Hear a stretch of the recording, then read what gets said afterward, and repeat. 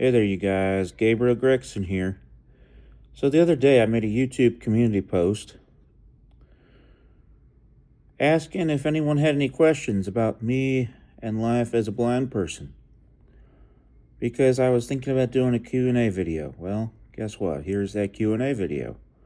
So, first question I had was, how many radios you got?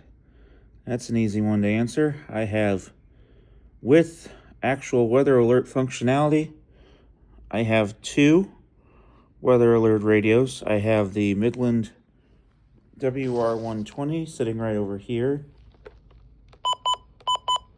Right there. Usually that's tuned over. I usually have that on KZZ81. I don't think it's on there right now because I was doing some DXing last night.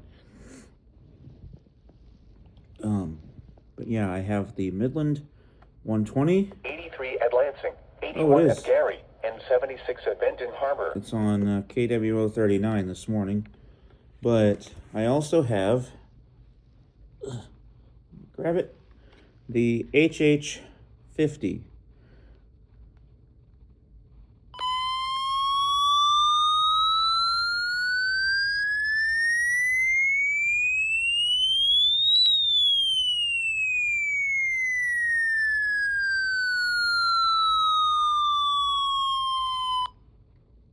I play the sound for you guys because I had a question the other day in a comment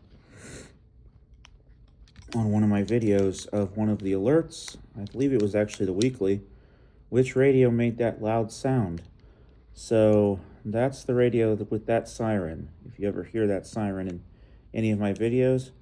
I do like this HH50. It is nice because it's very tiny. It's pocket size. I can put it in my pocket and still get rather good reception off of this. I can receive all 3 of the stations that I can usually receive here, which are Chicago, Lockport, and LaPorte, not to be confused with each other. KWO39, KZZ81, and KJY62, respectively. Pretty well, actually, in certain spots. So that's handy. So with the weather alert, I have 2. Now, technically, I actually have 3 radios that have weather band on them. One of them is just not with me right now because I used the batteries from it to power my 120. It is branded by Prudius, and it doesn't have an alert functionality. It is just an AM/FM transistor with weather built in. I wish more transistor radios had that, honestly.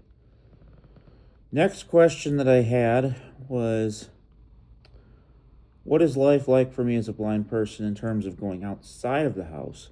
Well, you've probably all seen the white canes before. That is definitely how I navigate outside the home, and pretty much I use public transportation a lot of the time. Now, that isn't to say that there isn't obstacles. There are plenty of obstacles. The one I face most commonly is other sighted people not giving me a chance. This hasn't happened to me in a while, but I'm going to use an example told by my girlfriend because I think it's a good example of what some blind people go through. For example, the other day she was at a Walmart store looking through some stuff, and a worker came over and started. Basically, she was with her sister and boyfriend, and her worker comes over and says, "Hey, you better watch that blind woman over there. She's going to hurt herself. She's going to hurt herself. Are you keeping an eye on her? She's going to hurt herself."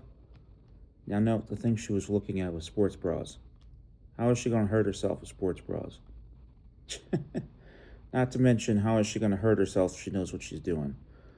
My girlfriend turns around. She's like, "Excuse me, I can hear you. And no, I'm not going to hurt myself. I know what I'm doing. I'm shopping just like any other blind shopper would."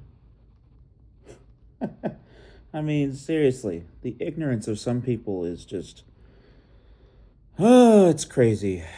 I mean, I understand that they have good intentions, but golly, come on. Next question. How did I get into weather as an interest? Well, that comes down to when I was about 6 years old. My parents purchased a NOAA weather radio from a hardware store in Troy. And I wasn't really into it at that point.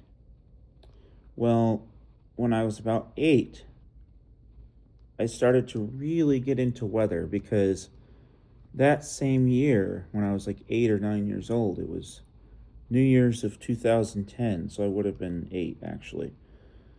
And New Year's Eve of 2010, we had a tornado outbreak in the St. Louis, Missouri metropolitan area, including multiple fast-moving supercells that spawned multiple tornadoes over the St. Louis area.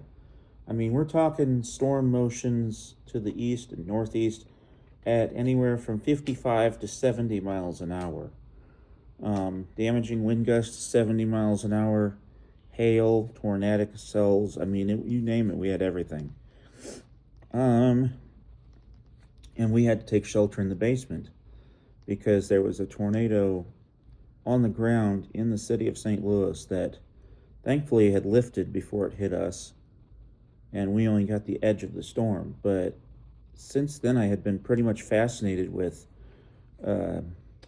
severe weather and just tornadoes in general. So I started listening to the weather radio to get my forecasts.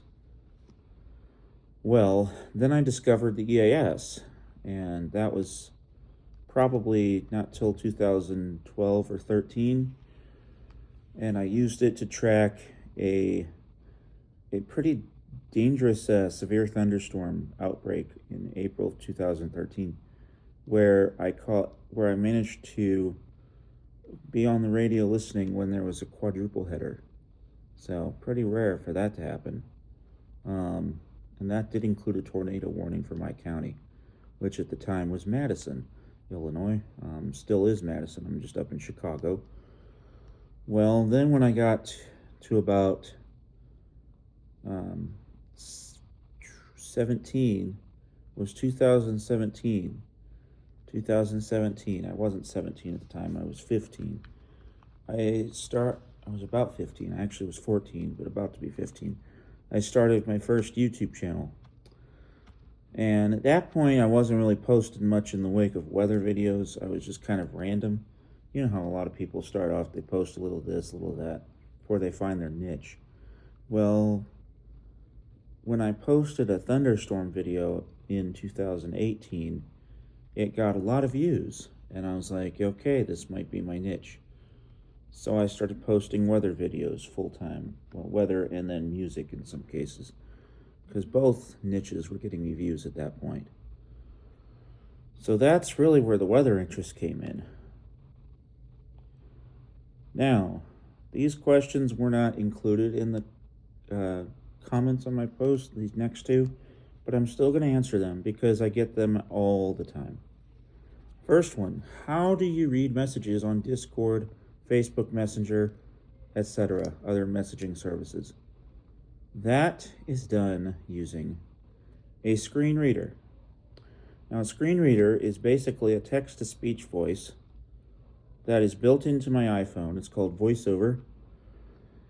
And this allows me to navigate my screen using alternative gestures to a sighted person, as well as to hear what is on my screen. For example, text mainly, buttons, button labels,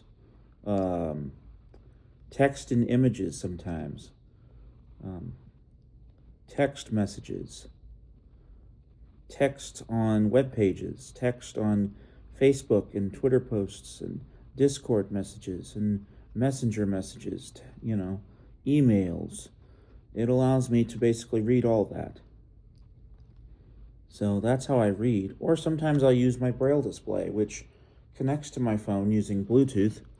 And when that screen reader is activated, that Braille display will automatically connect.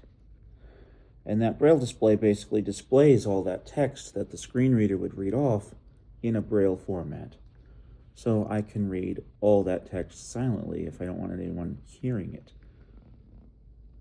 Now, The final question here is a question, again, that I get all the time. How do you respond back to messages? So to respond back to messages, what I do is one of two things. When I have my Braille display connected, the Braille display has a keyboard on it that allows me to type in a Braille format. And that Braille is then translated by my phone into print before it is sent off. So you don't even know I'm typing in Braille, yet I'm typing in Braille. But that does allow me to check the accuracy of my message to make sure that I'm saying exactly what I want to say.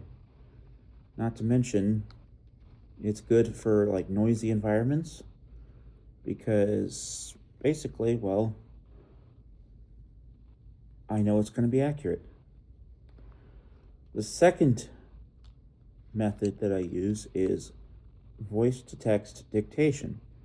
And this is basically where I speak into my phone's microphone after activating the dictation feature, and whatever I speak is put into my phone as text. That does include punctuation marks. Sadly, it does not include emoji at this point, I don't think. At least I haven't figured out how to do that with emoji. But that is how I type messages back to people. Anyway, if you guys have any further questions, do not hesitate to reach out to me either via the comments on this video or through my Discord messages, Facebook messages. If you have my phone number, text me. I do not care. Anyway, as for now, Gabriel Gregson signing off.